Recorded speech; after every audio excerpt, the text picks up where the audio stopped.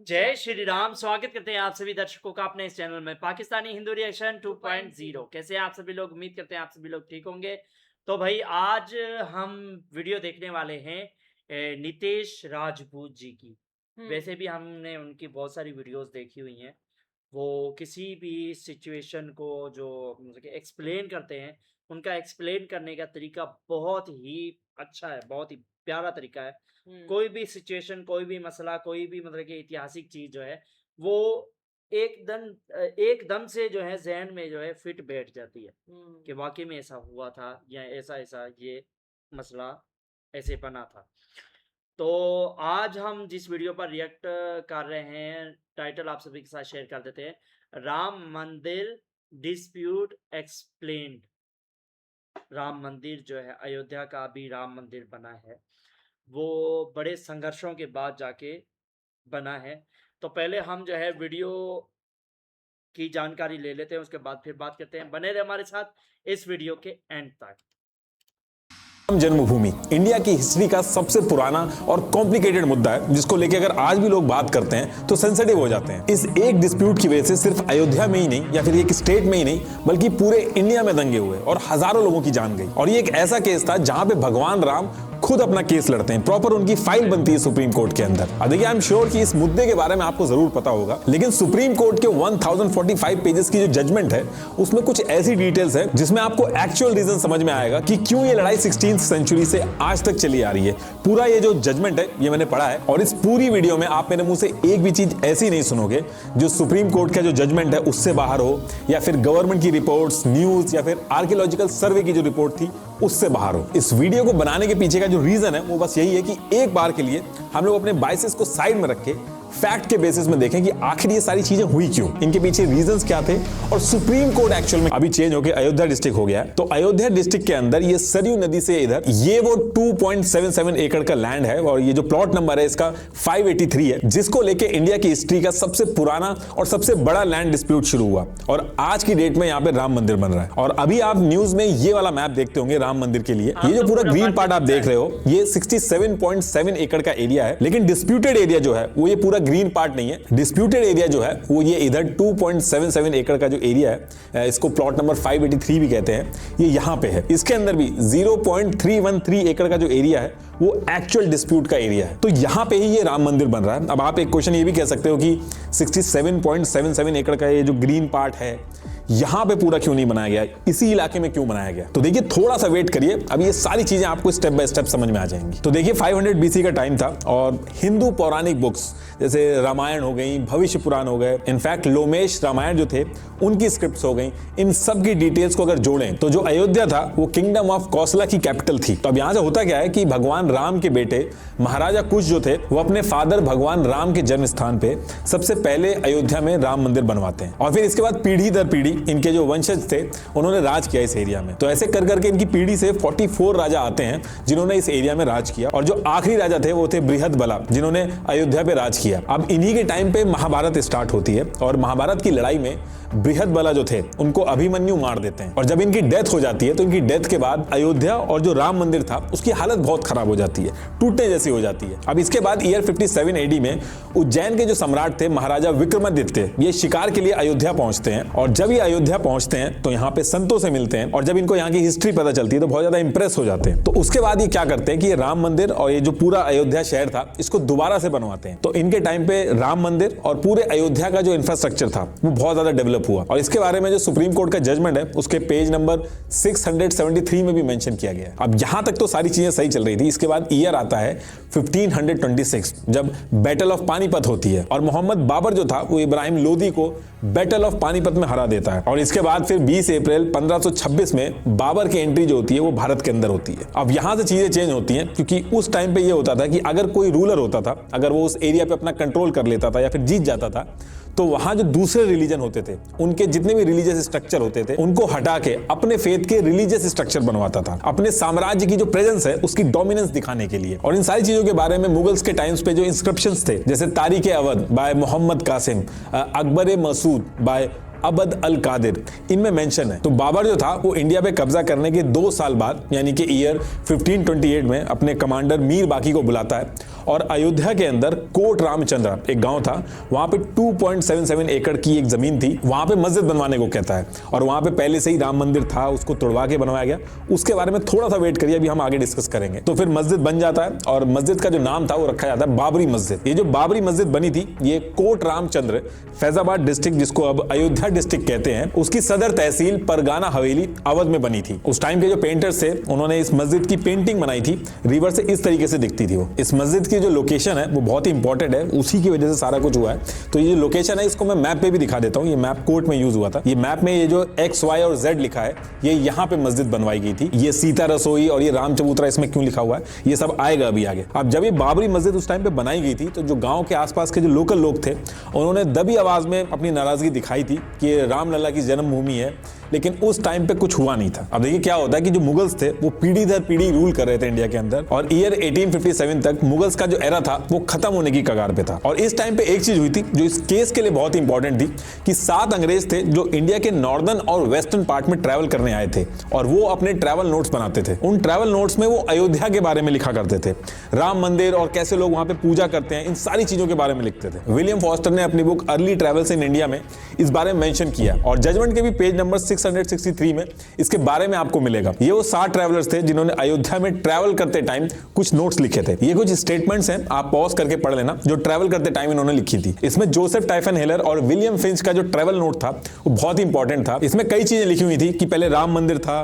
कैसे वहां पे लोग इन्होंने पूजा करते हुए देखे, ये सारी चीजें उसमें मेंशन थी। ये उस पर्टिकुलर टाइम पे जोसेफ ने मैप बनाया था। और ये सारी चीजें मैं इसलिए बता रहा हूं क्योंकि ये आगे चल के सुप्रीम कोर्ट के जजमेंट में बहुत ही इंपॉर्टेंट रोल प्ले करती हैं और मंदिर की एग्जिस्टेंस के रिटर्न प्रूफ की तरह काम करती हैं। अब इधर मुगल्स जो थे वो इंडिया के अंदर वीक हो रहे थे, और इसी टाइम पे सवाई जयसिंह जो थे वो भी राम मंदिर को लेकर काफी परेशान थे, उनका भी बहुत लगाव था इस मंदिर से। तो जब मुगल्स वीक हुए और ब्रिटिशर्स का दौर शुरू हो रहा था, उस टाइम पे सवाई जयसिंह जो थे उन्होंने मस्जिद के जस्ट बाहर कुछ एरिया खरीदा और वहां पे एक राम चबूतरा बनवा दिया था, ताकि जो हिंदूज हैं वो अंदर तो जा नहीं सकते, एटलीस्ट बाहर से ही वहां पे पूजा कर सकें। तो ये जो राम चबूतरा था, इस पे हिंदू पूजा करते थे, जो मस्जिद थी उसके सेंट्रल डोम की तरफ मुंह करके। ये ओरिजिनल मैप है, इसमें XYZ ये जो एरिया है ये मस्जिद थी, और ये इधर ये राम चबूतरा, सीता रसोई, हनुमान द्वार, ये इस पूरे एरिया में हिंदू पूजा करने लगे थे।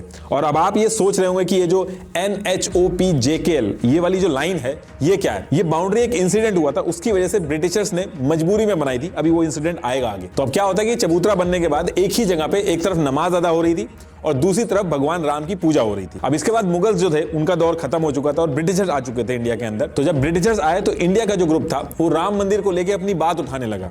वो ये कहने लगे कि ये जो मस्जिद है इसकी जगह पे पहले राम मंदिर हुआ करता था, और इसको लेके जो ब्रिटिशर्स थे उनको लोकल जो जनता थी वो बहुत ज्यादा परेशान करने लगी थी। तो ईयर 1838 में ब्रिटिशर्स ने अपने एडमिनिस्ट्रेटर रॉबर्ट मॉन्टगोमेरी मार्टिन जो थे उनको अपॉइंट किया और उनसे कहा कि आप इस एरिया का सर्वे करो और ये बताओ कि पहले यहाँ पे क्या था और एक रिपोर्ट सबमिट करो इससे रिलेटेड। अब मार्टिन अपना सर्वे पूरा करते हैं और 3 पार्ट में अपनी रिपोर्ट बनाते हैं। इसमें मार्टिन ने बताया कि जो डिस्प्यूटेड लैंड है जिसमें हिंदू और मुस्लिम लड़ रहे हैं, अभी जहां पे मस्जिद है इस पे पहले एक मंदिर था, और इन्होंने कहा कि मंदिर तो था लेकिन मस्जिद जो बनाई गई है वो मंदिर को तोड़ के बनाई गई है या प्लेन एरिया पे बनाई गई है, इसके बारे में कुछ नहीं कहा जा सकता। और एग्जैक्ट लैंग्वेज क्या उन्होंने यूज करी थी ये आप पॉज करके एक बार पढ़ लेना। जजमेंट के पेज नंबर 669 से 671 में मिल जाएगी आपको। अब ये जो रिपोर्ट आती है इसको सुन के जो लोकल लोग थे वो अपनी आवाज और ज्यादा उठाते हैं। उनका ये कहना था कि रामलला की जन्मभूमि है, उसके ऊपर ये बाबरी मस्जिद बनाई गई है। तो ये सारी बातें चलती रहती है और इसके बाद ईयर आता है 1853।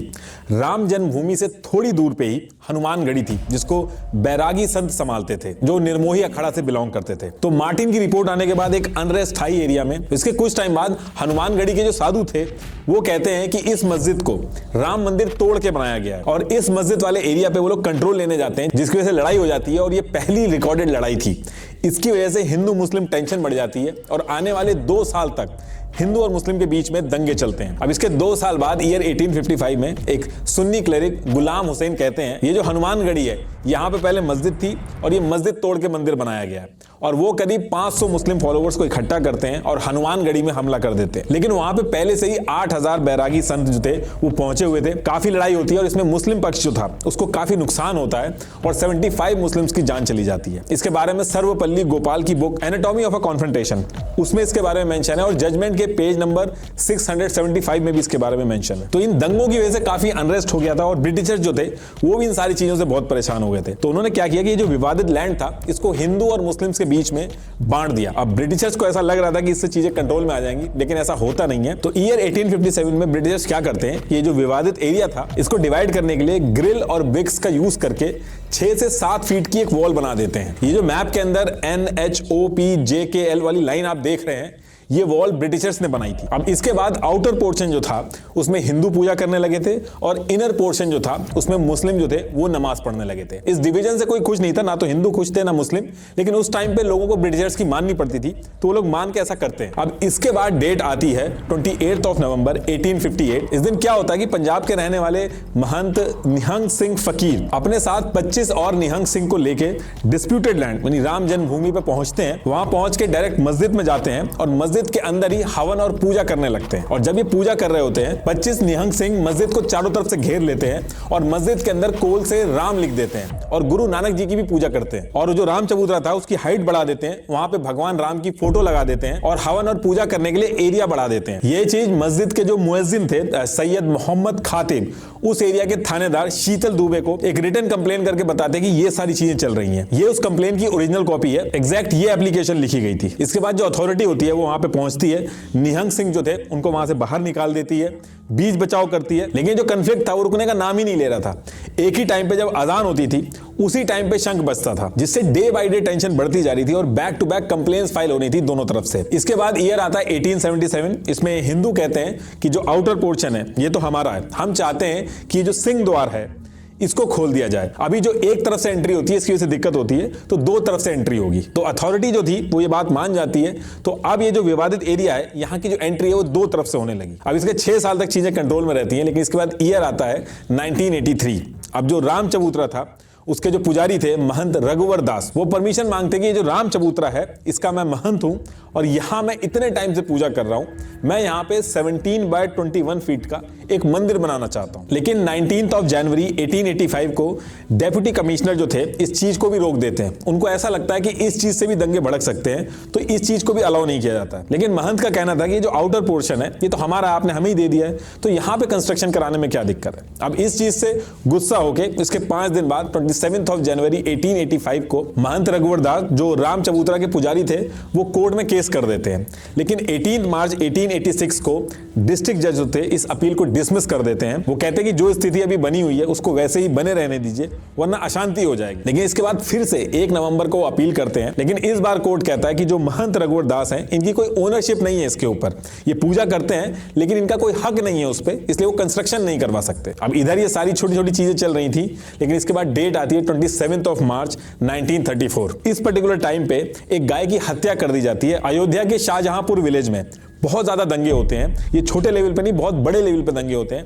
इसमें लोग इतना ज्यादा गुस्सा हो जाते हैं कि मस्जिद के ऊपर अटैक कर देते हैं।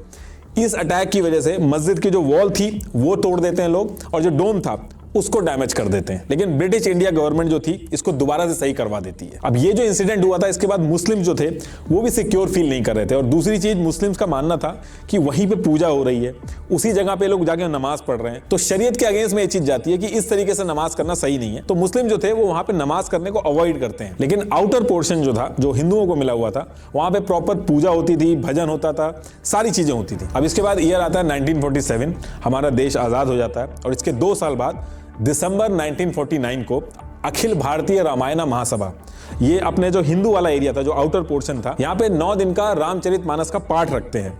और जब ये पाठ खत्म होने वाला होता है तो रात होती है 22 दिसंबर की रात को मस्जिद के अंदर रामलला की मूर्ति रख देते हैं। और अगले दिन सुबह यानी कि 23 दिसंबर 1949 को बहुत सारे हिंदुओं की लाइन लग जाती है दर्शन करने के लिए। लोग कहते हैं कि यहाँ पे रामलला प्रकट हुए हैं। लेकिन मुस्लिम जब ये सारी चीजें देखते हैं तो 29 दिसंबर 1949 को सुन्नी सेंट्रल वक्फ बोर्ड FIR रजिस्टर कर देता है। यहां से मुस्लिम्स की तरफ से कोई इंडिविजुअल कंप्लेन नहीं कर रहा था या फिर केस में नहीं जा रहा था, बल्कि सुन्नी सेंट्रल वक्फ बोर्ड जो था वही लड़ाई लड़ता है। तो ये लोग कंप्लेन में कहते हैं कि ये जो हिंदू पक्ष है ये झूठ बोल रहा है, रामलला प्रकट नहीं हुए, बल्कि इन लोगों ने खुद ही मूर्ति रख दी है ताकि उस एरिया का, यानी जो मस्जिद का जो सेंट्रल डोम है वहां पे पोजीशन पाने के लिए। अब दोबारा से दंगों जैसी सिचुएशन हो जाती है। रामलला की जो मूर्ति थी उसके दर्शन करने दूर दूर से लोग आ रहे थे और जो रूल्स वगैरह थे जो बनाए गए थे वो कोई से भी फॉलो नहीं हो रहे थे। तो गवर्नमेंट क्या करती है कि सिचुएशन खराब ना हो तो जो मस्जिद वाला पार्ट था, जो इनर पोर्शन था, उसको लॉक कर देती है और हिंदू जो थे वो आउटर वाले पोर्शन से दर्शन कर रहे थे और परेशान भी हो रहे थे कि रामलला को जेल में बंद कर दिया। अब इसके बाद होम मिनिस्टर सरदार वल्लभ भाई पटेल और पीएम जवाहरलाल नेहरू, यूपी के सीएम गोविंद वल्लभ पंत और यूपी के होम मिनिस्टर लाल बहादुर शास्त्री को कहते हैं कि जो मस्जिद के अंदर रामलला की मूर्ति है इसको हटवा दीजिए। और यूपी के चीफ मिनिस्टर वैसा ही करते हैं, वो ऑर्डर देते हैं मूर्ति को हटवाने का। लेकिन उस टाइम के फैजाबाद के डेप्यूटी कमिश्नर जो थे के नायर, वो मना कर देते हैं कि वो बिल्कुल भी ऐसा नहीं कर सकते। वो कहते कि आग से खेलने जैसा होगा, चारों तरफ भीड़ है और कोई भी आदमी ऐसी गलती नहीं करेगा कि मूर्ति को उठा के बाहर कर दे। लोग उसको पापी कहेंगे, अटैक भी हो सकता है उसके ऊपर, तो ये कोई सही डिसीजन नहीं है। इससे पूरे शहर में दंगे भी स्टार्ट हो सकते हैं। लेकिन जब उसके बाद भी प्रेशर बनाया जाता है तो के नायर कहते हैं कि मुझे जॉब ही नहीं करनी है, वो रिजाइन मार देते हैं। तो ये सारी चीजें लेटर के थ्रू डिस्कस हो रही थी और मल्टीपल डिस्कशन के बाद सरकार जो थी वो सिचुएशन को भांप लेती है और वो ये डिसाइड करती है कि मूर्ति को बाहर नहीं निकालेंगे। लेकिन दोनों साइड नाराज ना हो जाए तो इसके लिए 5 जनवरी 1950 को मजिस्ट्रेट से ऑर्डर करवाती है कि इस पूरे एरिया को अब आम जनता के लिए लॉक कर दिया जाए, इनर और आउटर सारे पोर्शंस को बंद कर दिया जाए। और इसमें बस एक चीज की जाती है कि जो पुजारी थे उनको सिर्फ अलाउ किया जाता है कि जो आउटर पोर्शन में राम चबूतरा था वहां पे रामलला की पूजा और भोग लगाने के लिए वो अलाउ कर देती है और जो आम जनता रहती है वो दूर से दर्शन कर सकती है। और इसके बाद ये डिसाइड होता है कि इनर पोर्शन किसका है, आउटर पोर्शन किसका है, किसकी गलती है, मालिकाना हक किसका है, ये सारी चीजें अब कोर्ट से डिसाइड होंगी। और जब तक कोर्ट से फैसला नहीं आ जाता सारी चीजें ऐसे ही चलेंगी। अब ये सारी चीजें देख के 16 जनवरी 1950 को गोपाल सिंह विशरद फैजाबाद कोर्ट में केस फाइल करते हैं कि मैं पूजा करना चाह रहा हूं और मुझे पूजा नहीं करने दी जा रही है, वो भी उस पोर्शन में जो ऑलरेडी हम लोगों का। इसी के साथ साथ 1959 में निर्मोही अखाड़ा जो था वो भी एक अलग से केस फाइल कर देता है। तो ये सारी चीजें देख के कोर्ट इन सब चीजों को सीरियसली लेता है और एक ऑर्डर देता है कि जो पूरा विवादित एरिया है इसका एक ऑफिशियल मैप रेडी किया जाए। ये ऑर्डर 1 अप्रैल 1950 को दिया जाता है और 25 जून 1950 को लोकल कमिश्नर जो था इस पूरे एरिया के 2 साइड प्लान सबमिट करता है। एक तो ये मैप और दूसरा ये बिल्डिंग के साथ विद लोकेलिटी, ये मैप देते हैं। अब जब ये डिसाइड होता है कि इसका सारा का सारा फैसला जो है वो कोर्ट से डिसाइड होगा तो बैक टू बैक केस डाले जाते हैं। हिंदू पक्ष कहता है कि हमें अंदर जाके रामलला की पूजा करने दी जाए और मुस्लिम पक्ष जो था वो ये कहता है कि जो मूर्ति है इसको मस्जिद से बाहर निकाला जाए। कोर्ट के अंदर ये जो मस्जिद वाला एरिया था उसको विवादित ढांचा बोला गया और जो बाकी पूरा का पूरा लैंड था उसको विवादित एरिया बोला गया। मुस्लिम्स की तरफ से सुन्नी वक्फ बोर्ड जो था वो केस लड़ रहा था। उनका कहना था कि ये जो मस्जिद है ये बाबर ने बनाई थी, बाबर एक सुन्नी था और उस हिसाब से जो जमीन है वो सुन्नी सेंट्रल वक्फ बोर्ड को बिलोंग करती है। अभी जितने भी लोग केसेस कर रहे थे ये सारे केसेस इकट्ठे करके हाई कोर्ट में एक साथ ट्रांसफर कर दिए जाते हैं। लेकिन डिले बहुत हो रहा था इस पूरे प्रोसेस में क्योंकि फैसला आना ही अपने आप में हार्मोनी खराब कर देता था पूरे शहर की। अब जो हिंदू संगठन थे जैसे वीएचपी, आरएसएस, वो इन सारी चीजों से खुश नहीं थे। उनको लगा कि ऐसे तो कभी जमीन मिलेगी ही नहीं, तो ये लोग इसके लिए अलग अलग टीम बना के काम स्टार्ट कर देते हैं। अब इसी बीच में ईयर 1980 में जो जनता पार्टी थी वो डिसॉल्व होके एक नई पार्टी बनती है जिसका नाम था बीजेपी। अब इसके बाद अप्रैल 1984 में वीएचपी एक कैंपेन स्टार्ट करती है ताकि ऑल ओवर इंडिया से ये राम मंदिर बनाने की जो मुहिम है ये बहुत तेज हो जाए। तो वीएचपी जो थी वो इंडिया के अंदर अलग अलग हिस्सों में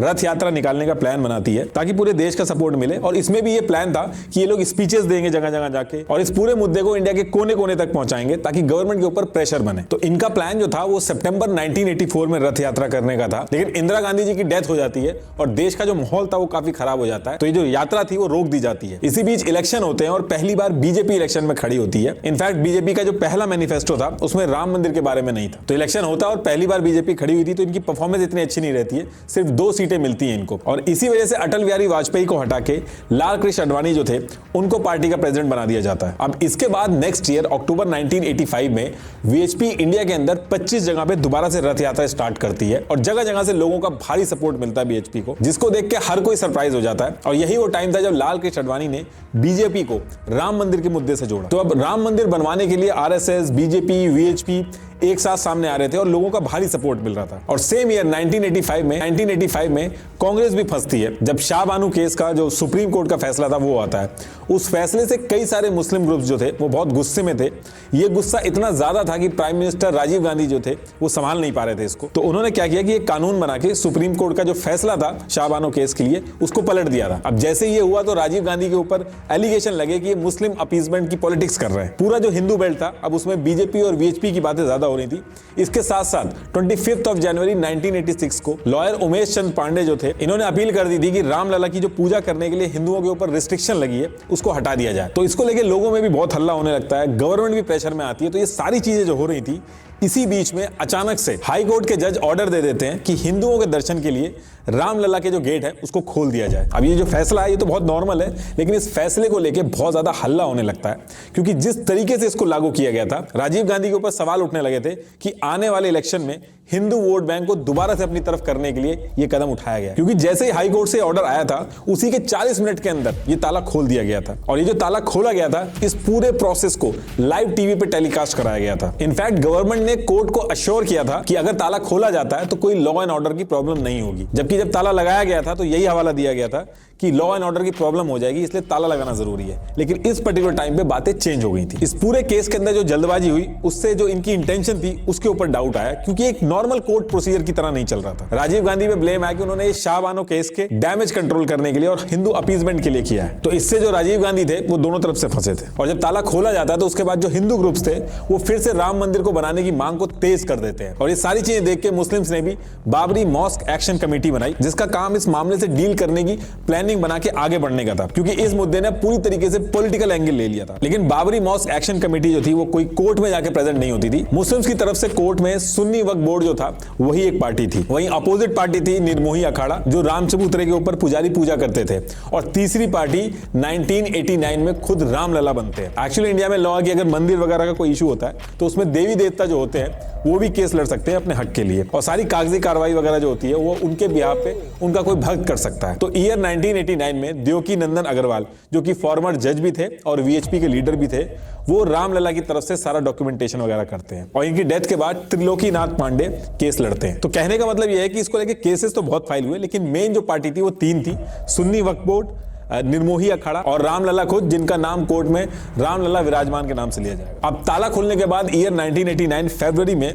कुंभ का मेला था, और इसमें ऐलान कर दिया गया था कि बहुत हो गया, अब 9 महीने बाद 9 नवंबर 1989 को शिलान्यास होगा, मतलब कि एक फाउंडेशन स्टोन जो है वो रख दिया जाएगा विवादित एरिया पे। ये एक तरह से सिंबॉलिक एक्ट की तरह माना जाता है, जिसका मतलब है कि यहाँ पे अब कंस्ट्रक्शन स्टार्ट होगा। तो ये जो चीज थी वो गांव-गांव में वीएचपी ने प्रमोट की, लोगों ने शिला पूजन किया, जिसमें लोग ईंट पे राम लिख के अयोध्या ले जाने लगे कि इन ईंटों का यूज करके मंदिर बनेगा, और 3.5 लाख से भी ज्यादा शिलाएं जो थी वो इकट्ठा करके अयोध्या लाई गई थी। लेकिन ये जो इवेंट इन्होंने प्लान किया था शिलान्यास का, इसमें कोई दिक्कत ना आए, कोई रुकावट ना आए, इसके लिए वीएचपी के लीडर्स ने 17 अक्टूबर 1989 को होम मिनिस्टर बूटा सिंह से अश्योरेंस ले ली थी। उन्होंने अश्योरेंस दी थी कि कोई दिक्कत नहीं होगी, और जो सेंट्रल गवर्नमेंट था वो भी इसमें कोई आनाकानी नहीं करता है, कोई रिस्ट्रिक्शन नहीं डालता। लेकिन ये जो इवेंट था इसमें दंगे होने की बहुत ज्यादा चांसेस थे, क्योंकि इतने सारे लोग इकट्ठे हो रहे थे, और उधर से मुस्लिम्स भी अगर आ जाते तो लड़ाई होने के चांसेस थे। लेकिन 9 नवंबर 1989 को होम मिनिस्टर बूटा सिंह और यूपी के सीएम नारायण दत्त तिवारी, इनकी मौजूदगी में शिलान्यास कर दिया जाता है, और कोई दंगे नहीं होते, कोई लड़ाई झगड़ा नहीं होता है। एक एक स्टेप करके वीएचपी और आरएसएस जो थी मंदिर बनाने के लिए वो आगे बढ़ा रही थी, और इलेक्शन आने वाले थे तो ये सारी चीजें देख के बीजेपी भी इसमें कूदती है। नवंबर 1989 को लाल कृष्ण आडवाणी जो थे, इन्होंने भी रथ यात्रा का अनाउंसमेंट कर दिया था, और ये जो यात्रा थी वो वीएचपी के जो रथ यात्रा थी उससे अलग अनाउंस की गई थी। इस रथ यात्रा को सितंबर 1990 को गुजरात के सोमनाथ टेम्पल से स्टार्ट किया जाता है, और इस रथ यात्रा को अलग अलग रीजन से होके 10,000 किलोमीटर का सफर तय करके अयोध्या पहुंचना था। जब ये यात्रा शुरू होती है तो पूरे इंडिया में हल्ला होता है, और बीजेपी पार्टी इस वजह से बहुत ज्यादा हाईलाइट हो जाती है। इस यात्रा की वजह से पूरे इंडिया में राम मंदिर का मुद्दा उठ गया था, और कई जगह पे दंगे भी होने लगे थे, स्पेशली वहां पे जहां पे हिंदू और मुस्लिम पॉपुलेशन का जो बैलेंस था वो बराबर नहीं था। अब ये जो रथ यात्रा थी ये कुछ दिन बाद 22 अक्टूबर 1990 को बिहार पहुंचती है। जैसे ही अडवाणी बिहार पहुंचते हैं तो 22 अक्टूबर 1990 को रात 3 बजे बिहार के समस्तीपुर में लालू प्रसाद यादव लाल कृष्ण आडवाणी को गिरफ्तार करवा देते हैं। लालू प्रसाद यादव का कहना था कि यह स्टेप इसलिए लिया गया है क्योंकि इससे देश में दंगे हो रहे हैं और बिहार का भी माहौल खराब होगा, तो इस यात्रा को यहीं पे रोक दिया जाता है। बीजेपी जो 1984 में 2 सीटें जीती थी, लाल कृष्ण आडवाणी का इस राम मंदिर के मुद्दे से जुड़ने का जो फैसला था वो काम आया, और 1989 के इलेक्शन में बीजेपी सीधे 85 सीट जीत जाती है। UP, Rajasthan, MP, Himachal Pradesh, BJP government बनती है इन स्टेट्स में। और इसके बाद लाल कृष्ण आडवाणी बीजेपी के अंदर भी और पूरे देश के अंदर बहुत बड़ा नाम बन गया था और राम मंदिर को बनवाना बीजेपी के मैनिफेस्टो तक में ऐड कर दिया गया था। अब इस यात्रा को बिहार में रोक तो दिया जाता था, लेकिन इस यात्रा को 30 अक्टूबर 1990 को अयोध्या में पहुंच के, जहां पे रामलला विराजमान थे, वहां पे पहुंच के कंप्लीट होना था। तो जब लाल कृष्ण आडवाणी की यात्रा बिहार में रुक जाती है तो जो बाकी के कर सेवक होते हैं वो अयोध्या पहुंचते हैं। देखिए, कर सेवक वो होते हैं जो कर सेवा करते हैं, मतलब कि बिना स्वार्थ के अपने रिलीजन के लिए काम करना, सेवा करना। तो कर सेवक कहते हैं कि भले ही यात्रा बिहार में रोक दी गई है, लेकिन वो अयोध्या जाएंगे और वहां जाके कर सेवा करेंगे। लेकिन इस पे मुलायम सिंह जी ने कहा कि वो जो विवादित एरिया है वहां पे परिंदा भी पर नहीं मार सकता और अगर कोई आएगा तो अच्छा नहीं होगा। इसको जो कर सेवक थे उसको एज अ चैलेंज की तरह लिया और 30 अक्टूबर को कर सेवक जो थे वो अयोध्या का जो विवादित एरिया था वहां पहुंचते हैं। वहां उनको पुलिस रोक देती है। तो कर सेवक जो थे उसमें एक साधु था जो पहले ड्राइवर था, तो वो साइड से पुलिस की बस को उठा के उसमें कर सेवक को भर के विवादित एरिया जो था वहां पहुंच जाता है और एक भगवा झंडा बाबरी मस्जिद पे लगाने की कोशिश करता है। लेकिन मुलायम सिंह के ऑर्डर पे जो कर सेवक थे उनके ऊपर पुलिस फायरिंग कर देती है, जिससे 30 से ज्यादा कर सेवकों की जान चली जाती है। अच्छा, जब ये सारी चीजें हुई थी तो एक कोइंसिडेंस भी हुआ था। एक बंदर था, वो भी भगवा झंडा लेके गुम्बद पे चढ़ गया था, तो उसको भी कर सेवक ने भगवान हनुमान का रूप माना। अब इसके बाद ईयर आता है 1991 और बीजेपी काफी स्ट्रांग हो गई थी। पूरे ऑल ओवर इंडिया में बीजेपी के बारे में बात हो रही थी और यूपी के अंदर भी बीजेपी जीत जाती है। 24 जून 1991 को पहली बार बीजेपी की यूपी के अंदर सरकार बनती है और बीजेपी से कल्याण सिंह यूपी के सीएम बनते हैं। और जो सेंट्रल गवर्नमेंट थी वहां पे कांग्रेस ही जीत के आई थी, तो वहां पे पीवी नरसिम्हा राव वो पीएम बने थे। बीजेपी को 3 सीट्स मिली थी, जिससे हर कोई हैरान था। और इसके बाद राम मंदिर की इंपॉर्टेंस नेता लोगों को भी समझ में आने लगी थी। कल्याण सिंह सीएम बनते ही अयोध्या जाके शपथ लेते हैं और बोलते हैं रामलला हम आए हैं, मंदिर यहीं बनाएंगे। और ये नारा काफी फेमस भी होता है। और कुछ दिन बाद 7 अक्टूबर 1991 को कल्याण सिंह एक बहुत बड़ा फैसला लेते हैं। लैंड एक्विजिशन एक्ट 1894 के सेक्शन 4, 6 एंड 17 के अंडर वो विवादित एरिया जो था और उसके आसपास का जो एरिया था वो अपने पास, यानी कि स्टेट गवर्नमेंट के पास ले लेते हैं। इस एक्ट में यह था कि स्टेट गवर्नमेंट चाहे तो टूरिज्म और डेवलपमेंट के लिए लैंड एक्वायर कर सकती है। तो कल्याण सिंह ने, यानी कि स्टेट गवर्नमेंट ने, पहले तो एरिया अपने अंडर में लिया। फिर एक ट्रस्ट था राम जन्मभूमि न्यास, ये वीएचपी का ही ट्रस्ट था, जिसका ऑब्जेक्टिव था राम जन्मभूमि को बनाना। तो इस ट्रस्ट को 1 रुपए की लीज में ये पूरी जमीन दे दी जाती है और ऐसा बोला गया कि इस एरिया में श्री राम कथा पार्क बनाया जाएगा टूरिज्म और डेवलपमेंट के लिए। लेकिन इसके तुरंत बाद मुस्लिम ग्रुप जो थे वो कोर्ट पहुंच जाते हैं कि ये लोग मनमानी कर रहे हैं, ये अनकॉन्स्टिट्यूशनल है। तो इसके बाद हाई कोर्ट जो थी इस फैसले के ऊपर स्टे लगा देती है और ये जो जमीन वगैरह लीज पे दी गई थी ट्रस्ट को, उस पे होल्ड लग जाता है। और इसमें कोर्ट एक चीज और करता है कि इस जमीन के ऊपर कोई भी कंस्ट्रक्शन अलाउड नहीं होगा, मतलब एक छोटा सा भी कंस्ट्रक्शन इस विवादित एरिया के ऊपर कोई नहीं बनवा सकता, क्योंकि दोनों ग्रुप्स की तरफ से अलग अलग ट्रिक्स खेल के पोजीशन लेने की कोशिश की जा रही थी। ये लोग पैसा लगा लगा के आसपास के जो लैंड थे, जो विवादित एरिया था उसके आसपास का जो लैंड था वो सब भी खरीदे थे और इसके लिए बहुत सारे लोग फंड और डोनेशन भी दे रहे थे। अब इसके बाद ईयर शुरू होता है 1992 और कल्याण सिंह यानी कि बीजेपी की सरकार थी। जनवरी 1992 को पहली चीज ये होती है कि जो विवादित एरिया था उसके आसपास बैरियर लगाए हुए थे, तो उन बैरियर्स को हटा दिया जाता है। इससे पहले किसी का भी उस एरिया में बिना परमिशन के आना उतना आसान नहीं था, लेकिन जब ये बैरियर हट जाते हैं तो वहां आना जाना और पॉसिबल हो जाता है। तो ईयर के स्टार्टिंग में इन बैरियर्स को हटा दिया जाता है और फेब के मंथ में आरएसएस, बीजेपी, वीएचपी और बजरंग दल एक मीटिंग करते हैं। अभी जो मीटिंग थी इसको लेके कई चीजें बोली गई। फॉर्मर इंटेलिजेंस ब्यूरो के जो हेड थे मलॉय कृष्णधर, इन्होंने क्लेम किया कि इस मीटिंग में 6 दिसंबर 1992 यानी कि कुछ महीने बाद विवादित ढांचा को गिराने की पूरी प्लानिंग की गई। और ऐसा इसलिए किया गया ताकि कोर्ट में केस स्ट्रांग हो, क्योंकि अगर उस जमीन पे मस्जिद रहेगी तो जो कोर्ट है वो इनके हक में फैसला नहीं दे पाएगा। तो ये जो आईबी ऑफिसर थे मलॉय कृष्णधर, इन्होंने क्लेम किया कि इनकी सिक्योरिटी लगी हुई थी। इन्होंने मीटिंग की रिकॉर्डिंग भी की और अपने सीनियर को भी दी, लेकिन कुछ उससे हुआ नहीं। इसमें मलॉय धर ने कांग्रेस के जो नरसिम्हा राव थे उनको भी ब्लेम किया कि कांग्रेस जो थी वो दोनों ग्रुप को सपोर्ट करने के चक्कर में आंख बंद करके बैठी थी। ये सारे जो एलिगेशन इन्होंने लगाए हैं, इनकी book open secrets India's intelligence इसमें है। इसके बाद चीजें थी वो बहुत ज्यादा इंटेंस होती जाती हैं। 24 मार्च 1992 को कल्याण सिंह यूपी के सीएम बिना डरे पब्लिक स्टेटमेंट देते हैं कि चाहे गवर्नमेंट रहे या ना रहे, राम मंदिर बनना चाहिए। अब इस पूरे सिनेरियो में दिक्कत ये थी कि जो हिंदू ग्रुप्स थे उनका कहना था कि ये जो एरिया है उसमें वहां पे उनको कंस्ट्रक्शन करके पूजा तो करने दी जाए, लेकिन कोर्ट से ऑर्डर ही नहीं थे, वहां पे कंस्ट्रक्शन ही नहीं हो सकता था। 7 जुलाई 1992 को पहली बार पब्लिकली लोगों तक वीएचपी ने अपनी बात पहुंचाई और इनडायरेक्टली कहा कि अगर कंस्ट्रक्शन नहीं किया जा सकता तो विवादित ढांचा गिराया तो जा सकता है। उस पे तो कोर्ट ने कुछ नहीं कहा। ये सब सुन के अयोध्या और पूरे इंडिया में एक टेंशन सी बढ़ गई थी, क्योंकि किसी को पता नहीं था कि क्या हो जाएगा। 24 सितंबर 1992 को वीएचपी कहती है कि ये ऐसे ही नहीं चलता रहेगा, आपके पास 3 महीने का टाइम है, गवर्नमेंट कुछ भी करके हमें कंस्ट्रक्शन करने दे, और अगर नहीं करने दिया गया तो हम वेट नहीं करेंगे, हम आगे नेक्स्ट स्टेप लेंगे। अब ये 3 महीने भी निकल जाते हैं, गवर्नमेंट कोई कार्रवाई नहीं करती है, जो नेगोशिएशन चल रहे थे वो भी कोलैप्स हो जाते हैं। तो 30 अक्टूबर को धर्म संसद की मीटिंग होती है दिल्ली के अंदर। धर्म संसद में अलग अलग हिंदू ऑर्गेनाइजेशन स्ट्रेटेजी बनाती थी राम मंदिर को बनाने के लिए। इस मीटिंग में डिसाइड हुआ कि 6 दिसंबर 1992 को कर सेवा की जाएगी अयोध्या के अंदर। अब कर सेवा की जाएगी वहां पे, इसका मतलब यह था कि वहां जाके राम चबूतरा से थोड़ी दूर पर एक एक मुट्ठी मिट्टी लेके जाएंगे और भजन और कीर्तन होगा। लेकिन कई सारे लोगों को यह डर था कि वहां पे जाके ये जो विवादित ढांचा है उसको गिराने की प्लानिंग हो रही है। और इस मीटिंग के बाद पूरे देश में एक टेंशन का माहौल था कि 6 दिसंबर 1992 को क्या होगा। फिर आगे चल के जो कर सेवा का प्रोग्राम था इसको रोकने की बात की गई, तो कल्याण सिंह यूपी के सीएम ने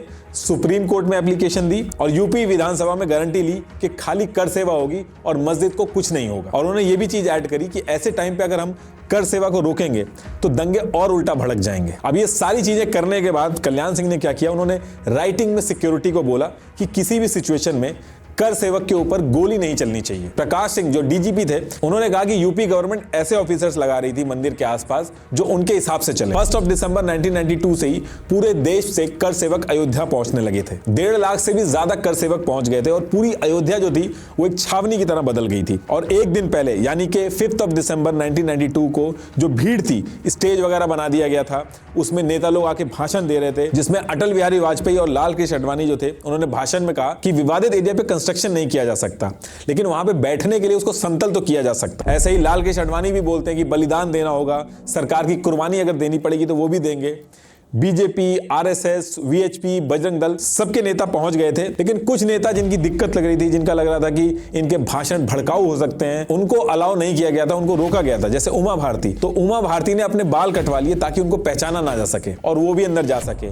ये प्लान उनका सक्सेसफुल हुआ, क्योंकि सच में सिक्योरिटी को शुरू में पता नहीं चल पाता है और वो पंडाल में पहुंच जाती है। अब डेट आती है 6 दिसंबर 1992 की। एक तरफ साइड में जो पंडाल लगे हुए थे, स्टेज लगे हुए थे, वहां पे नेताओं के भाषण चल रहे थे, कर सेवक भी जो थे वो चुपचाप अपना भजन कीर्तन कर रहे थे। लेकिन जैसे ही 11:30 बजते हैं तो जितने भी कर सेवक थे वो विवादित ढांचा जो था उसकी तरफ पहुंचने लगते हैं। फिर 1:55 होते होते पता चलता है कि जो विवादित ढांचा था उसका एक पार्ट गिरा दिया जाता है। फिर 3:30 होते होते दूसरा पार्ट गिरा दिया जाता है और फिर 4:49 PM पे एक ह्यूमन चेन बना के लकड़ी का एक पोल लिया और उससे विवादित ढांचा को गिरा दिया और रामलला की मूर्ति, लक्ष्मण जी की मूर्ति और हनुमान जी की जो मूर्ति थी वो गर्भगृह जो था वहां पे रख दी और टेंट से मंदिर बना दिया। अब इसके थोड़ी देर बाद करीब 6 बजे यूपी के अंदर प्रेसिडेंट रूल लगा दिया जाता है और 6:15 पे यूपी के सीएम, जिन्होंने गारंटी ली थी कि ऐसा कुछ नहीं करेंगे, वो रिजाइन कर देते हैं। और जो लोकल पुलिस थी वो खुद FIR करती है। 2 FIR की जाती हैं, एक लीडर के खिलाफ और एक जो एक पूरी क्रिमिनल एक्टिविटी हुई थी उसके खिलाफ। अब ये इंसिडेंट तो हो जाता है, लेकिन इस इंसिडेंट के बाद सिर्फ अयोध्या ही नहीं पूरे देश में दंगे होते हैं। मुंबई, अहमदाबाद, गुजरात, दिल्ली, यूपी के state, Bihar, all over India में दंगे होते हैं। 2000 से ज्यादा लोगों की जान चली जाती है और खरबों रुपए की संपत्ति जो है वो बर्बाद हो जाती है। इंडिया के बाहर भी ये बात पहुंचती है और पाकिस्तान क्या करता है, वो अपने देश के अंदर 30 हिंदू मंदिर तोड़ देता है। बांग्लादेश के अंदर 11 हिंदू मंदिर तोड़ दिए जाते हैं और गल्फ कंट्रीज जो थी वो भी विरोध करने लगती हैं और इस मुद्दे को UN में ले जाने की बात होती है। इस इंसिडेंट के बाद जो केस चल रहा था राम जन्मभूमि के मालिकाना हक को लेके, अब उसके साथ एक केस जो क्रिमिनल एक्टिविटी का था वो भी जुड़ गया था, तो टोटल 2 केस हो गए थे। अभी जो सारी चीजें हुई, इतना बड़ा नुकसान हुआ, इसके पीछे क्या साजिश थी और कौन कौन इन्वॉल्व था, इसके लिए एक इंक्वायरी बैठती है और एक कमेटी बनाई जाती है जिसका नाम था लिबरान अयोध्या कमीशन। ये कमीशन अपनी पूरी इंक्वायरी करता है और अपनी रिपोर्ट सबमिट करता है। पूरी जांच होने के बाद उस रिपोर्ट में मेंशन किया जाता है कि जो पूरा एक्ट था वो स्पॉन्टेनियस नहीं था, बल्कि एक प्लान तरीके से किया गया था। इसमें कई सारे VHP और BJP के लीडर का नाम था, कई सारे कर सेवक थे उनका नाम था। लेकिन 2020 आते आते स्पेशल CBI कोर्ट ने कहा कि ये प्री प्लान नहीं था और लीडर्स को छोड़ दिया जाता है। इस इंसिडेंट के बाद RSS और VHP पे बैन भी लगता है और BJP भी जिन जिन स्टेट्स में सरकार बनाई थी उसने उसको डिसमिस कर दिया जाता है और फिर आगे चल के जो बैन था वो हट जाता है। अब 6 दिसंबर 1992 में जो ये सारी चीजें हुई थी, इसको लेके पूरे इंडिया में एक अनरेस्ट था और अब सेंट्रल गवर्नमेंट हरकत में आती है और इसके अगले महीने 25 जनवरी 1993 को एक एक्ट लेके आती है, अयोध्या एक्ट ऑफ 1993। इसमें क्या होता है कि ये पूरा एरिया आप देख रहे हो 67.7 एकड़, इसमें से ये 2.77 एकड़ डिस्प्यूटेड लैंड जो होता है, इस 2.77 एकड़ में भी 0.313 एकड़ जो है वो एक्चुअल डिस्प्यूटेड एरिया माना जाता है, जहां पे मूर्ति रखी गई थी। तो इस 2.77 एकड़ के एरिया को छोड़ के बाकी का एरिया सेंट्रल गवर्नमेंट ने अपने अंडर में ले लिया। और जब ये एरिया अपने अंडर में लिया तो इसमें दुकानें, कमर्शियल प्रॉपर्टीज, ये सारे घर वगैरह जो थे, जैसे अतिक्रमण होता है जब हाईवे वगैरह पास होता है तो उनको गवर्नमेंट रेट के जो पैसे दे दिए जाते हैं, ठीक वैसे ही किया गया। तो ये जो जगह थी पूरी तरीके से खाली करा दी गई और सेंट्रल गवर्नमेंट इस पूरे एरिया को अपने पास ले लेती है। ऐसा इसलिए करती है क्योंकि वीएचपी और वक्फ बोर्ड इस एरिया के अंदर पॉलिटिक्स खेल रहे थे। वो विवादित एरिया जो था उसके आसपास की जमीनें खरीद के अपने नाम कर रहे थे और लोग डोनेशन देके इसमें हेल्प कर रहे थे। तो इसके बाद ये जो पूरा एरिया ग्रीन वाला है ये गवर्नमेंट के पास आ जाता है। लेकिन 2.77 ये वाला जो डिस्प्यूटेड एरिया था, इस पे अभी कोर्ट को फैसला लेना था। कोर्ट जिसको बोलती ये पर्टिकुलर एरिया उसको मिलता। सेंट्रल गवर्नमेंट इसमें एक चीज और करती है कि जितने भी केस चल रहे थे इस विवादित ढांचे से रिलेटेड, इन सबको रद्द कर देती है। लेकिन ये इतना आसान नहीं था, इसके खिलाफ लोग कोर्ट चले गए थे। उन्होंने कहा कि ये अनकॉन्स्टिट्यूशनल है, 2 साल ये केस चलता है और जितने भी केस रद्द किए गए थे इनको दोबारा से स्टार्ट किया जाता है। तो जहां पे सारे लोग पहले खड़े थे वहीं पे आके दोबारा खड़े हो जाते हैं। तो अब इसके बाद ये था कि इसका जो फैसला है वो होना कोर्ट से ही है। तो 2003 में हाई कोर्ट में केस स्टार्ट होता है और सबसे पहले आर्कियोलॉजिस्ट की टीम बुलाई जाती है कि अब जो साइंटिफिक तरीके हैं और जो फैक्ट्स हैं उनको ढूंढा जाने लगता है। तो 12 मार्च 2003 को एएसआई की टीम सर्वे स्टार्ट करती है। पहले जीपीआर सर्वे किया जाता है, मतलब कि ग्राउंड पेनिट्रेटिंग रडार। इसमें बिना कोई गड्ढा खोदे इलेक्ट्रोमैग्नेटिक वेव जो होती हैं वो भेजी जाती हैं। तो उससे पता चलता है कि जमीन के अंदर कुछ है कि नहीं और उसके हिसाब से खुदाई होती है। ऐसा नहीं होता कि एक तरफ से अगर सर्वे स्टार्ट हो गया तो सारी की सारी जमीन खोद दी जाती है। तो पहले जीपीआर सर्वे किया गया था, उसके बाद जहां जहां इमेजेस आई थी वहां पे 6 महीने तक खुदाई चलती है। ट्रांसपेरेंसी के लिए 2 जुडिशियल ऑफिसर्स को रखा जाता है। जितने टाइम सर्वे होता है पूरे टाइम वो लोग वहीं रहते हैं और एक क्लियर इंस्ट्रक्शन रहते हैं कि जीपीआर में भले ही कुछ भी आए लेकिन किसी भी कीमत पे गर्भगृह वाला जो एरिया था जहां पे रामलला विराजमान थे उसको नहीं छेड़ना है, वहां पे खुदाई नहीं करनी है। अब इसके बाद एएसआई की रिपोर्ट आती है। तो पहली चीज इस रिपोर्ट में ये बताई जाती है कि बाबरी मस्जिद के नीचे एक स्ट्रक्चर मिला है लेकिन वो इस्लामिक नहीं है। दूसरी चीज इसमें ये बोली जाती है कुछ ऐसे स्ट्रक्चर मिले हैं जिससे ये लगता है कि पहले यहाँ पे कोई प्राचीन मंदिर रहा हो। और तीसरी चीज एएसआई ये बोलती है कि हम ये तो कंफर्म नहीं कर सकते कि जो बाबरी मस्जिद बनाई गई है वो राम मंदिर को तोड़ के ही बनाई गई है कि नहीं, लेकिन ये कह सकते हैं कि बाबरी मस्जिद को खाली जमीन पे नहीं बनाया गया था। अब इधर ये सारी चीजें चल रही थी, वहीं पे विवादित जमीन जो थी वहीं लश्कर तैयबा के 5 आतंकी अटैक करने के लिए घुस जाते हैं। 5 जुलाई 2005 को टेम्परेरी जो मंदिर बनाया था उस पे ये लोग अटैक करने का ट्राई करते हैं। इसमें एक सिविलियन की जान चली जाती है, कई लोग जख्मी हो जाते हैं, लेकिन सीआरपीएफ इन 5 आतंकियों को मार देती है। अब इसके बाद 2010 में ये सारे प्रूफ देखे जाते हैं, दोनों ग्रुप्स अपनी अपनी दलीलें देते हैं और 2010 में हाई कोर्ट सारी चीजें देखने के बाद अपना फैसला सुनाता है। इस जजमेंट में कोर्ट कहता है कि हाँ उस जगह पे रामलला का जन्म हुआ था और बाबरी मस्जिद के नीचे कोई भी इस्लामिक स्ट्रक्चर से रिलेटेड कोई चीज नहीं मिली है। दूसरी चीज हाई कोर्ट 2.77 जो डिस्प्यूटेड लैंड था उसको 3 पार्ट में बांट देती है और सेंट्रल एरिया जो था वो राम जन्मभूमि न्यास यानी खुद राम भगवान को दिया जाता है। दूसरे हिस्से में राम चबूतरा और जो सीता रसोई थी वो निर्मोही अखाड़ा को दिया जाता है और तीसरा जो बचा हुआ हिस्सा होता है वो सुन्नी वक्फ बोर्ड को दे दिया जाता है। अब ये डिसीजन तो आ जाता है लेकिन इस डिसीजन से कोई भी जो पार्टी थी वो खुश नहीं थी और इसकी वजह से 2011 में ये लोग सुप्रीम कोर्ट चले जाते हैं। तो जब ये केस सुप्रीम कोर्ट में जाता है तो शुरू के 6 साल तो इस पर सुनवाई नहीं की जाती है। फिर अगस्त 2017 में सुप्रीम कोर्ट में सुनवाई स्टार्ट होती है जिसको ये 5 जज देखते हैं। सबसे पहली चीज सुप्रीम कोर्ट ये कहता है कि ये जो हाई कोर्ट का फैसला ये सही नहीं है, तो वो इस पे स्टे लगा देता है और फिर सुप्रीम कोर्ट सारी चीजें देख के अपना फैसला सुनाता है। सुप्रीम कोर्ट का फैसला 4 चीजों पे बेस्ड था। पहला एएसआई की रिपोर्ट। सुप्रीम कोर्ट ने एएसआई की रिपोर्ट मानी जिसमें यह निकल के आया था कि मस्जिद से पहले वहां पे नॉन इस्लामिक ढांचा था। तो इससे सुन्नी वक्फ बोर्ड का जो मेन क्लेम था कि मस्जिद खाली जमीन पे बनाई गई थी वो वीक हो गया था। दूसरा था इंग्लिश ट्रैवलर्स, जो शुरू में हमने डिस्कस किए थे कि अंग्रेज आए थे तो उन्होंने ट्रैवल नोट्स बनाए थे जो कि कोर्ट के अंदर एक रिटन प्रूफ की तरह उन्होंने काम किया जिसमें किस तरीके से पूजा होती थी, राम के बारे में क्या क्या बात हुई थी, वो सारी चीजें थी। तीसरा था एडवर्स पोजेशन। हिंदुओं ने विवादित जो जगह थी वहां पे कभी भी पूजा करना रोका ही नहीं और कोर्ट के अंदर पोजेशन जो होता है वो किंग होता है। अगर मिट्टी भी पड़ी थी तो मिट्टी के ऊपर भी पुजारियों ने पूजा की लेकिन पूजा को रोका नहीं। और वहीं दूसरी तरफ मुस्लिम जो थे वो ईयर 1934 हो या फिर 1949 के बाद से वो वहां पे नमाज पढ़ने गई नहीं। चौथी चीज थी क्रॉस एग्जामिनेशन ऑफ विटनेसेस। जैसे कोर्ट के जजमेंट के पेज नंबर 1029 पे भी पढ़ना आप, उसमें जज विटनेस परमहंस राज से कहते हैं कि आपको ये नहीं लगता कि जो सेंटर एरिया है जहां पे आप कह रहे हो कि रामलला का जन्म हुआ है, तो ऐसा नहीं हो सकता कि क्या पता कुछ हाथ साइड में यानी यानी कि लेफ्ट में या फिर कुछ हाथ राइट में, वहां पे जन्म हुआ हो, तो वो कहते हैं कि एक उंगली भी इधर उधर नहीं, एग्जैक्ट जो मस्जिद थी उसका जो सेंट्रल डोम है उसके अंदर गर्भगृह है जहां पे रामलला विराजमान है, एग्जैक्ट वहीं पे है और इसमें 1% भी डाउट नहीं है। तो जितने भी पुजारी आए कोई भी अपनी बात से हिला नहीं। तो ये सारी चीजें देख के 9 नवंबर 2019 को फैसला आता है 2.77 लैंड पूरा का पूरा रामलला विराजमान यानी कि राम भगवान को दे दिया जाता है। ना तो निर्मोही अखाड़ा को ना ही सुन्नी वक्फ बोर्ड को दिया जाता है, पूरा का पूरा रामलला विराजमान को जाता है। एक तरह से राम भगवान को ही जमीन दे दी गई थी और सुन्नी वक्फ बोर्ड जो था उसको 5 एकड़ जमीन, डिस्प्यूटेड लैंड जो था उससे 25 किलोमीटर दूर एक धानीपुर विलेज है अयोध्या डिस्ट्रिक्ट में, वहां पे दे दी जाती है। निर्मोही अखाड़ा जो इतने सालों से केस लड़ रहा था उसको कुछ नहीं मिलता है। अब आप इसमें यह भी कह सकते हैं कि रामलला विराजमान जो है उनको पूरा एरिया मिल गया, लेकिन उसको मैनेज कौन करेगा, वहां पे जो कंस्ट्रक्शन का काम होगा वो कौन कराएगा। तो इसके लिए ये जो 2.77 एकड़ एरिया है, सिर्फ इसकी बात कर रहा हूं मैं, पूरे 67.7 एकड़ की बात नहीं कर रहा हूं। तो इस 2.77 एकड़ डिस्प्यूटेड लैंड के लिए सुप्रीम कोर्ट का ऑर्डर फॉलो हुआ, जिसमें यह हुआ कि सेंट्रल गवर्नमेंट ने एक ट्रस्ट बनाया जिसका नाम था श्री राम जन्मभूमि तीर्थ क्षेत्र।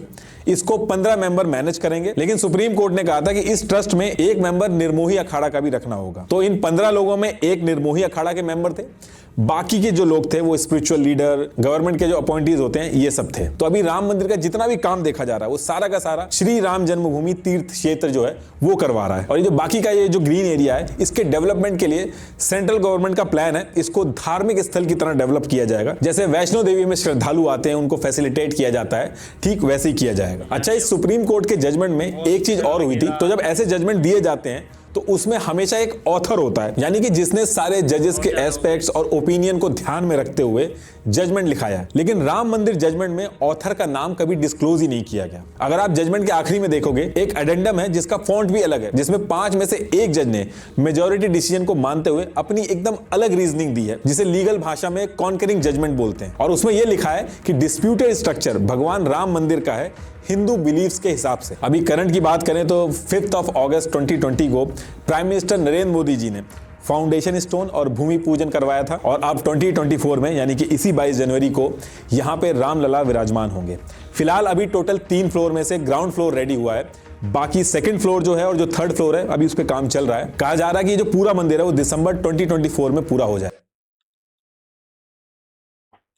तो जी ये थी आज की हमारी वीडियो। ये इतना बड़ा इंसिडेंट था और आखिरकार रामलला की मतलब कि श्री राम जी की जो जन्मभूमि थी वो श्री राम जी को मिल गई और आखिरकार मतलब ये 2 साल अच्छाई की जीत 2 हुई। साल पुराना वीडियो, इस वीडियो से काफी हमें इंफॉर्मेशन भी मिली है हाँ बिल्कुल कि कितनी information। संघर्ष से जो है ये राम मंदिर बना है। इसके पीछे का संघर्ष मस्जिद थी और इसकी जगह जो है वो राम मंदिर बनाया गया है। हाँ इसके पीछे का जो नहीं, ये इतना ही भी पता था ना कि पहले यहाँ पर राम मंदिर हाँ था, ये भी पता उसके था, ऊपर जो है वो बनाई गई थी। पर ये नहीं पता था कि इतने विवाद हुए थे, काफी लोगों की जाने गई है इस। भाई मैं नमस्ते कहता हूँ और वाकई में उनके बलिदान की वजह से आज राम मंदिर बन पाया। बिल्कुल इतने बलिदान। अच्छा वो हिंदू तो हिंदू, मतलब कि हमारे सिख भाई भी यही चाहते थे कि वहाँ जो जिसकी भूमि है वही वही विराजमान हो। निहंक सिंह के जो सिंह थे उन्होंने भी वहाँ जाके राम जी की पूजा की, यज्ञ किया और बाबा गुरु नानक साहब जी की भी पूजा की। और मतलब पास में ही मंदिर भी था, मस्जिद भी थी, के लिए मुस्लिम भी आते थे वहां पे नमाज पढ़ने के लिए, तो ये काफी विवादित ही तो मतलब शुरू भी तो उन्होंने किया था ना, ये देखो यहाँ हाँ, जहाँ पर शुरू एक ये मतलब कि वहां पर हम अयोध्या को शुरू से कैसे कहाँ से जानते हैं, भगवान श्री राम जी की जन्मभूमि से, वो अयोध्या है। अब बिल्कुल वहां पर यहाँ मतलब कि इस्लाम धर्म का कोई भी प्रॉफिट वहां तो नहीं मतलब कि पैदा हुए, या कोई वहाँ कोई हिस्टोरिकल वहाँ इस्लाम का कुछ भी नहीं है। तो इस इधर ही था। हमारे ज्यादातर ऐतिहासिक मंदिर वहां पे होते हैं जहाँ से हमारे भगवानों की है, बचपन सारा वहां से गुजरता है। कुछ ना कुछ जुड़ा होता है, तो हम वहां पे मंदिर बनाते हैं हाँ, उनकी याद बिल्कुल। में। तो मुस्लिम्स ये ऐसा, मंदिर ऐसे नहीं बने, हाँ ये प्राचीन सदियों पुराने मंदिर है। बिल्कुल ऐसा ही है। और ये और अच्छा देखो, कल हमने माँ नैना देवी का मंदिर के वीडियो देखी थी। वहां से भी, हाँ हाँ, उससे आपको क्या लगता है, जो 51 पीठ जो है वो मंदिरों के रूप में हाँ आए, हाँ, बने थे। कोई ना कोई हुआ है, इतिहास, वाकई जुड़ा इतिहास हुआ है। जुड़ा है। और ऐसे नहीं है कि कोई भी आया और मंदिर चला गया, बना के चला गया, ऐसे नहीं है। मतलब कि वो पहले से बने हुए हैं, वो प्राचीन है बहुत, बिल्कुल, सदियों ज्यादातर काल हमारे ऐसे पुराने। ही होते हैं कि ऐतिहासिक ही मंदिर होते हैं हाँ, और यादें वहां से जुड़ी होती है। और जैसे मुस्लिम्स हो गए, वो तो जहाँ पे आता है बस लोगों का ऐसा कुछ भी नहीं था कि मतलब अलग बात थी। और हमारा तो श्री राम का वहां पे जन्म भूमि थी। जन्मभूमि है तो तो उस हिसाब से फिर हाँ, जाहिर सी उन्हीं बात है कि की तो मंदिर तो शुरुआत, तो बनना ही था। विवाद के शुरुआत तो उन्होंने ही की थी ना। हम्म, हिंदू कभी किसी पर ना अटैक करता है, ना किसी पर मतलब कि ब्लेम लगाता है, ना किसी की और जीवन अपना में। अगर हक हो ना, वो जरूर लेता है। हाँ, और दूसरी बात, राम मंदिर, हमारे राम जो है, हाँ, उनका जन्म वहां पे हुआ था। बिल्कुल। विवाद तो करेंगे क्योंकि हाँ, हक था उस पे हमारा। बिल्कुल। और ये देखो ना, ये जितने भी आए थे, अफगानी थे, ईरानी थे, हम्म, कजाकी थे, तुर्की थे, ये मतलब के तुर्किश थे। ये यहाँ पर भारत उस वक्त थी सोने की चिड़िया। तो भारत पे लूट मार करने के लिए आते थे। हाँ बिल्कुल, सोने की चिड़िया ही थी। कल हमने जो वीडियो देखा हाँ, था, वो जहाँ पे हाँ। वो सारा सोने जेवरात से नंद भवन का हमने हाँ वीडियो देखा था। हाँ, वो वो सजा हुआ था। वो मतलब कि उन्होंने कहा था कि इस पे सोने की घंटियां लगी हुई थी। और भगवान श्री कृष्ण का हम्म, एक मन का झूला था, वो भी सोने का। पालना, वो भी सोने का और था। जो वो थे, पिलर थे, पिलर हाँ, मतलब हुए थे। हाँ, कीमती कीमती जेवरातों से मतलब कि हाँ सजे हुए थे, जड़े हुए थे उनमें। हाँ, तो लोग कितना, मतलब बाहर जब वाले मतलब लोगों कि ने ये हमारे आतंकी आए तो उन्होंने एक तो पिलर को बीच में से काटा कि इतना उसके बार, अंदर हाँ, बार इतना सजा हो तो कहीं इसके अंदर ही कुछ और चीजें ना छुपी हुई हो। पिलर काटा हुआ भी था, वो भी हमने देखी है वो भी वीडियो। देखा था। अगर आपने नहीं देखी तो पहले हमारी वो वीडियो जरूर देखिएगा। बिल्कुल। और इसी के साथ अगर आपको आज की वीडियो अच्छी लगी है तो वीडियो को लाइक कीजिए, शेयर कीजिए, कमेंट जरूर कीजिए। नेक्स्ट वीडियो में, तब तक के लिए जय श्री राम।